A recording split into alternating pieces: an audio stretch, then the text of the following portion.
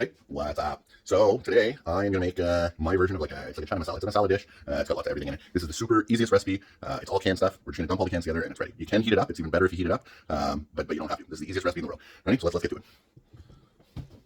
So we got all my cans here. We got some mushrooms, we got corn, we got coconut milk, carrots, beans, diced tomatoes, baby corn, chickpeas, and then some tikka masala. This is the cooking sauce. All right, you're gonna want the cooking sauce. All right, so let's get started. I'm gonna put some liquid in here, and we're just gonna mix it all right in this bowl.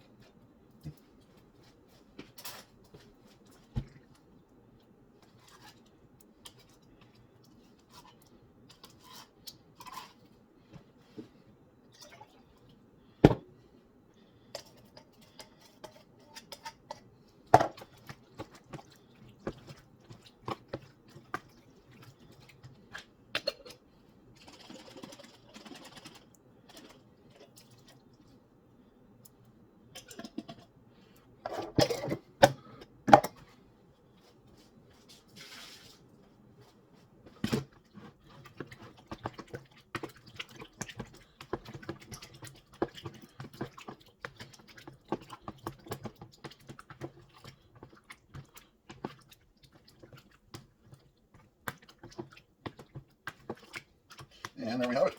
There's my masala. Loaded full of vegetables, loaded full of protein and beans, and the masala sauce mixes so well with the coconut milk. It's amazing. I am going to add, just for a little bit of heat, I'm going to add some red rooster. I'm going to throw that right in there, because I like the heat. Perfect. And there we have it.